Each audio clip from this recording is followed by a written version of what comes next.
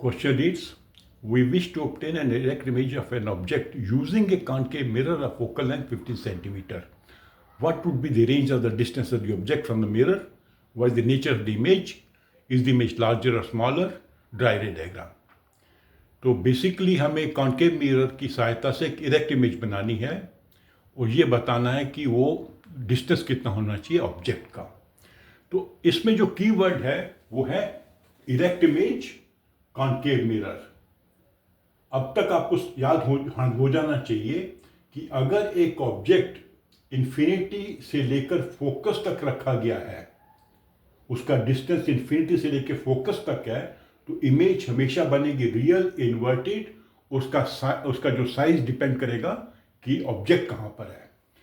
लेकिन अगर ऑब्जेक्ट है फोकस और पोल के बीच में, तो इमेज बनेगी वर्चुअल, इरेक्ट एंड मैग्नीफाइड। ये चीजें आपको याद होनी चाहिए। कॉन्वेक्स में हमेशा वर्चुअल इमेज बनती है। तो ये कॉन्केव मिरर है, हमें इरेक्ट इमेज चाहिए, इरेक्ट इमेज बनेगी अगर हमारा ऑब्जेक्ट फोकस और पोल के बीच में है। अर्थात ये जो रेंज है डिस्टेंस की वो 0 सेंटीमीटर से अधिक और 15 सेंटीमीटर से कम होनी चाहिए। It can be placed anywhere between pole and the focus but not on the focus. Focus पे नहीं होनी चाहिए। तो ये आपने समझ लिया। अगर रियल इमेज बनानी होती तो हम उसको कहीं रखते बिटवीन इंफिनिटी एंड फोकस। क्योंकि हमें इरेक्ट इमेज चाहिए, इरेक्ट वर्चुअल होगी, तो it should be between F and P. Second हमने इसका बनाना है, अच्छा ये इमेज होगी एनलार्ज्ड, लार्जर साइज की। हमेशा जो वर्चुअल इमेज बनती है कॉन्केव मिरर में वो एनलार्ज्ड होती है, कॉन्वेक्स में डिमिनिश्ड होती है। ये भी आपको समझना होगा और याद रखना होगा। तो रे डायग्राम बनाने के लिए ऑब्जेक्ट को हमने रखा एफ और पी के बीच में।